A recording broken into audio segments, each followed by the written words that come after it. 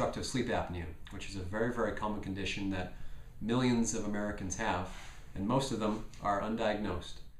There are at least 20 million people, they think, in this country that have obstructive sleep apnea. The data varies from men have a higher risk than women.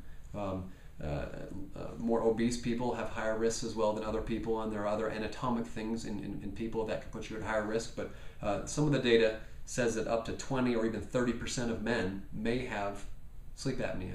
Women is much, much lower, but it just depends. Unfortunately, we just don't know. Signs of sleep apnea include snoring, stopping breathing when you sleep, having poor sleep, being tired all the time, and can affect all aspects of your life, including your heart and your lungs. More and more data is coming out in the medical literature now that no, it's a huge deal. Even for young children, there are many behavioral issues and academic issues which are affected by sleep apnea. For adults, untreated sleep apnea over many, many years is extremely harmful for your health. Just imagine having low oxygen levels all the time. How bad that is for your brain, for your heart. Your heart and your lungs have to pump harder and work more than they should have to, and in the long run it can give you high blood pressure, put you at risk for heart attacks and even strokes. So no, it's a very big deal, and we strongly recommend treatment. There are other options for many people who have sleep apnea.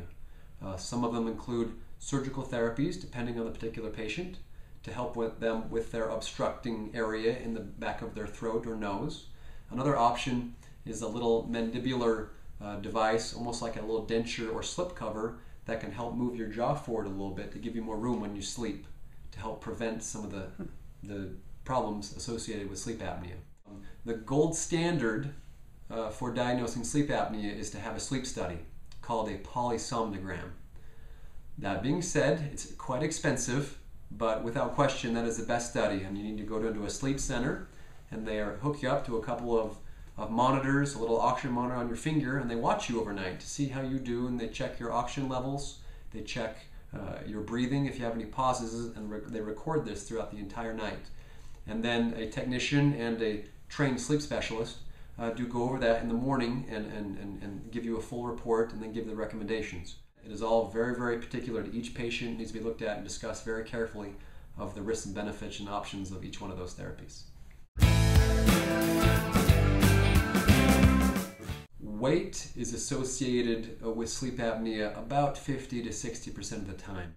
There are things that do predispose you to having sleep apnea. Well, one is weight or a big thick neck.